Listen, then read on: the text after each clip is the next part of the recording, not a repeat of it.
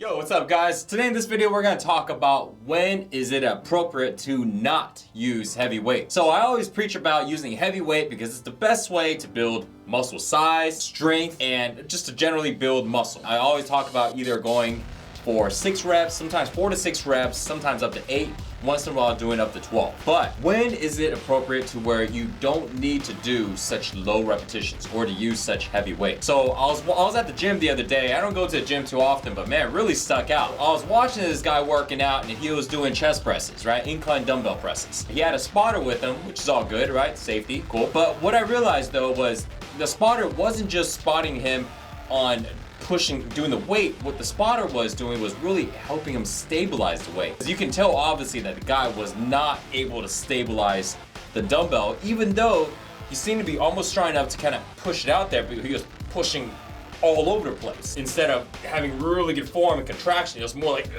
just whatever was going. I started thinking, I was like, man, that guy's gonna get injured, you know? I mean, yeah, you can use heavy weight, you can use a spot to help you get more repetitions in, but at what point do you have to put a stop to it? What was actually happening is the guy's stabilizer muscles was not strong enough to do the weight, even though his primary muscles was. So for example, he was doing a dumbbell incline press. So doing an incline press, it seems like his chest was strong enough to push the weight, and probably his triceps too, but then it seems like when he was trying to stabilize the weight, his core wasn't strong enough to hold the weight still, so he couldn't push straight. So that he started moving like this, and then you can tell also his shoulders wasn't strong, he wasn't engaged, he was really just able to push a lot of weight, but not able to stabilize it. So his partner had to actually go and not just help him out, but hold him still so he's pushing the right direction. So that is a huge no-no when it comes to using heavy weight, because it's great to have a spotter because it's safety first, and plus they can go ahead and help you out with some force reps, or force reps, which is your fatigue, and you keep going until you can't do anymore, and then they kind of force a couple of reps out for you.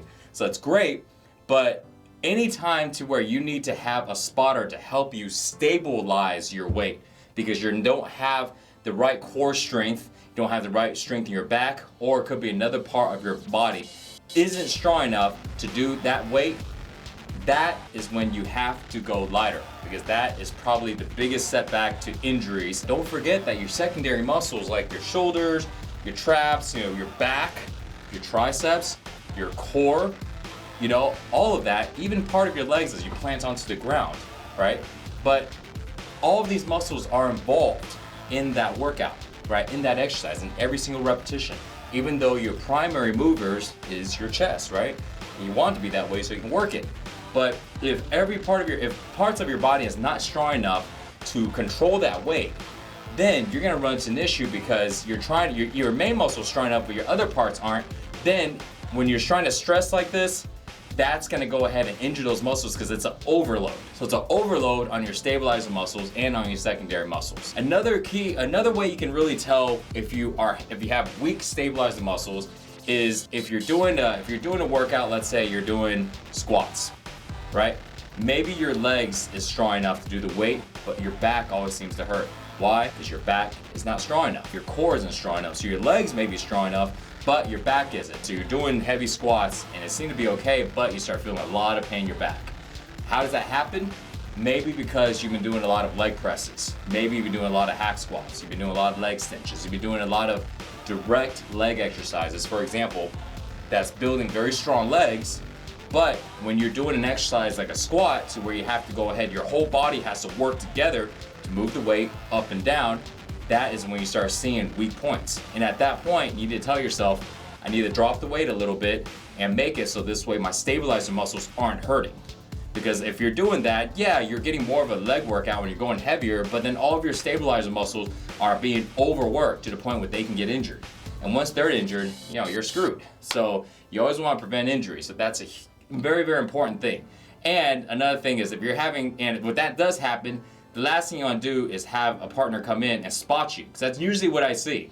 If somebody's doing a squat, let's say they're going too heavy, they're able to do it, but their back's kind of giving out, so they have someone to spot them. Well, all they're doing is trying to compensate for their weak back and their weak core, which is not the way to solve the problem, right? The way to solve your problem is to go a little lighter, and make it so this way your body can do the weight, and if you need help to go ahead and get out more repetitions, then you get a spotter to help you get more repetitions.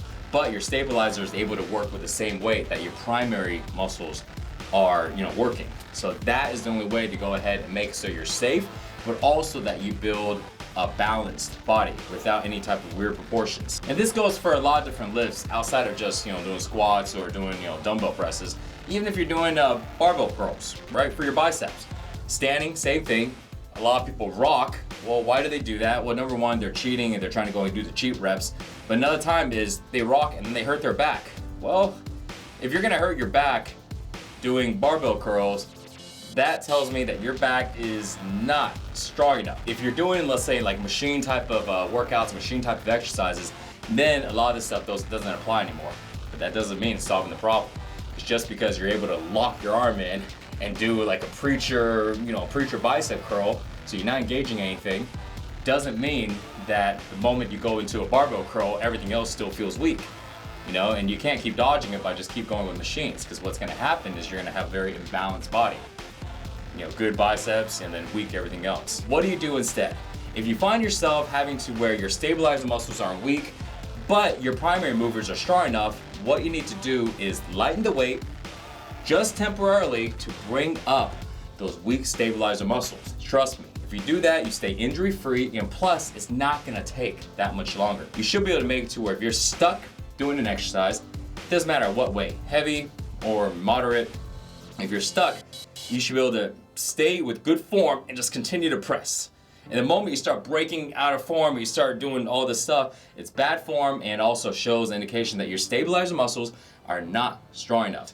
Injuries is the only thing we can't do a lot on once you have it. Once you have it, you can't reverse back time and go, oh, injury fixed, right? You gotta sit through it. You gotta go through a whole little rehab stage. It happens to all of us at time to time, but it sucks, it's a total setback.